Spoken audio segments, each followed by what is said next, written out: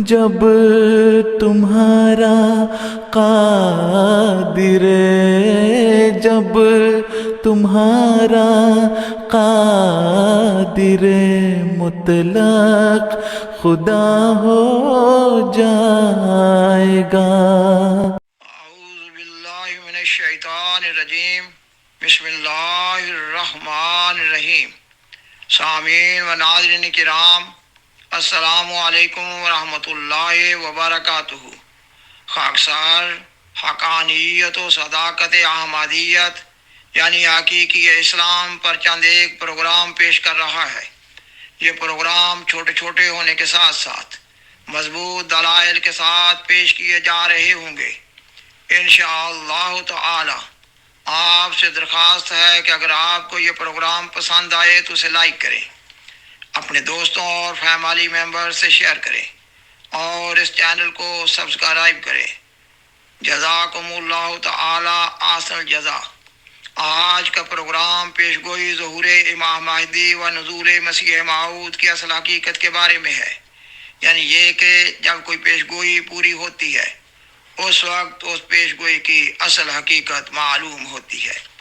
خاکسار نے اس سے پہلے کے پروگرام یعنی پروگرام نمبر 60 میں قرآن مجید کی سورۃ الجمعہ کی آیت 3 اور 4 کے حوالے سے سیدنا حضرت محمد رسول اللہ صلی اللہ علیہ وآلہ وسلم کی 2 بعثتوں کا ذکر کیا ہے۔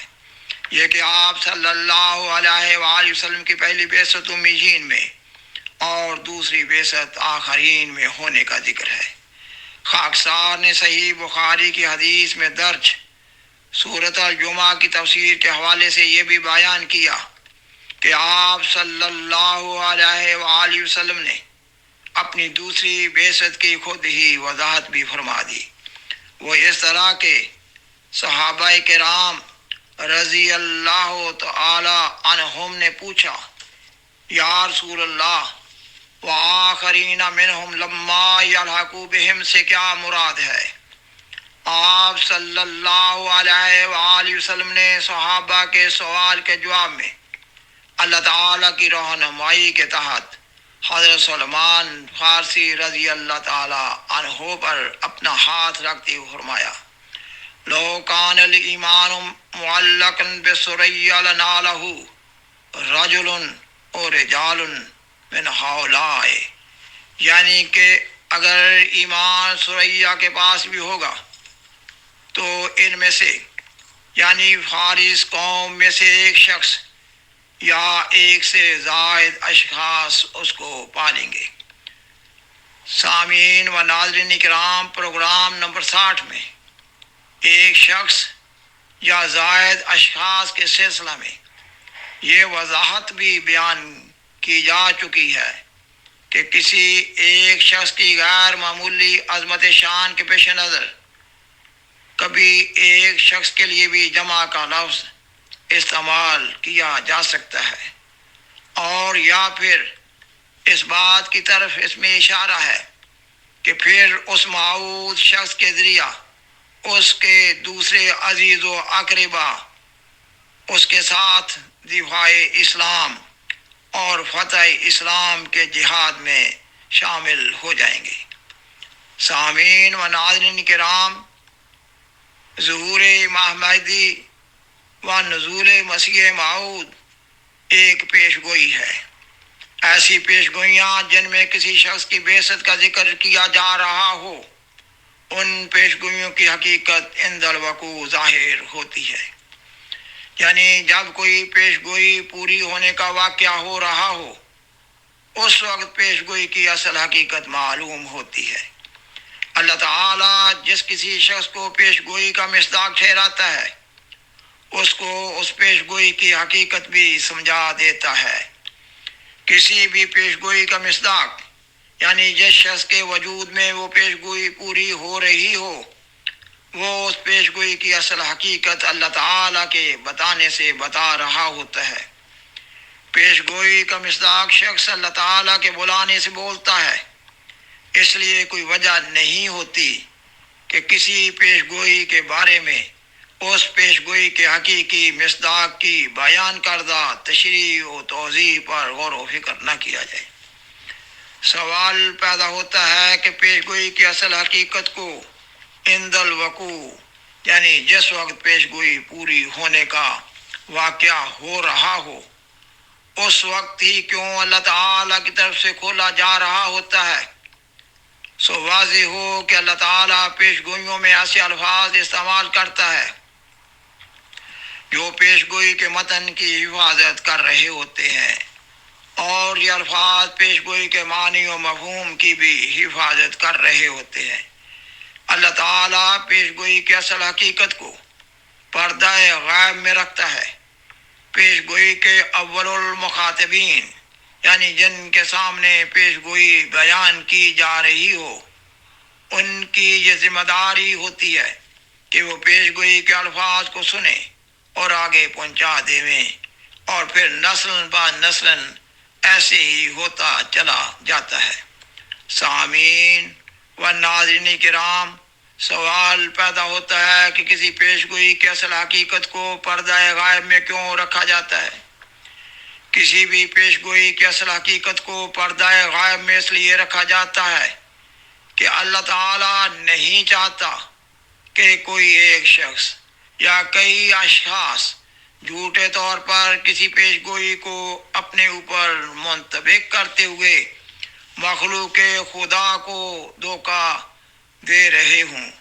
اللہ تعالیٰ پیش گوئیوں میں ایسے الفاظ استعمال کرتا ہے کہ لوگ ان الفاظ کے معنی و مفہوم کو پیش گوئی کے واقعہ ہونے سے قبل سمجھ ہی نہیں سکتے۔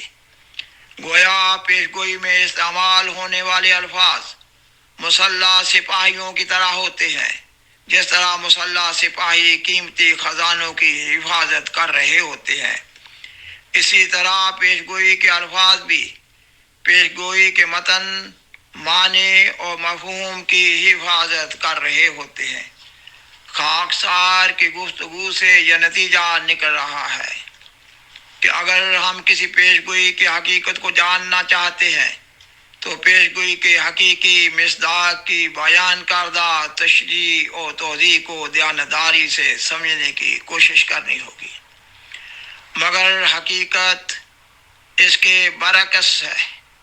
دنیا میں ہمیشہ یہ ہوتا چلا آ رہا ہے کہ جب اللہ تعالیٰ کسی مامور کو بھیجتا ہے تو اس وقت کے نام نہاد مذہبی اور سیاسی لیڈر مامور کے بارے میں ایسے غلط نظریات کو ماحول میں پھیلا دیتے ہیں جن کا مامور کے ایمان اور اعتقاد سے کوئی تعلق نہیں ہوتا، اور پھر ایسا مخالفانہ ماحول پیدا کر دیا جاتا ہے جس میں مامور من اللہ کی دعوت کو سمجھنا اور قبول کرنا انتہائی قربانیوں کا تقاضا کر رہا ہوتا ہے۔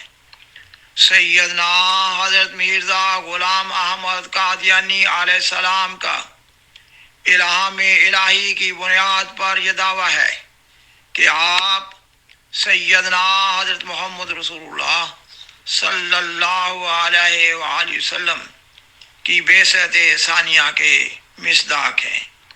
آپ علیہ السلام کے دعویٰ سے قبل اور آپ علیہ السلام کے دعویٰ کے بعد امت میں سے کسی اور کا یہ دعویٰ نہیں ہے کہ وہ اللہ کے حکم سے اس پیش گوئی کا مصداق ہے۔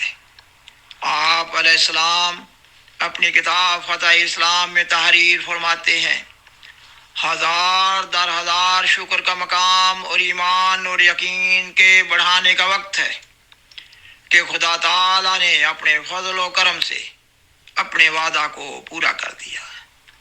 آپ فرماتے ہیں، ہزار در ہزار شکر کا مقام اور ایمان اور یقین کے بڑھانے کا وقت ہے کہ خدا تعالیٰ نے اپنے فضل و کرم سے اپنے وعدہ کو پورا کر دیا اور اپنے رسول صلی اللہ علیہ وآلہ وسلم کی پیش گوئی میں ایک منٹ کا بھی فرق پڑنے نہیں دیا، اور نہ صرف اس پیش گوئی کو پورا کر کے دکھلایا بلکہ آئندہ کے لیے بھی ہزاروں پیش گوئیوں اور خوارے کا دروازہ کھول دیا۔ سامعین، و ناظرین کرام، خوارق سے مراد کرامات اور معجزات ہیں۔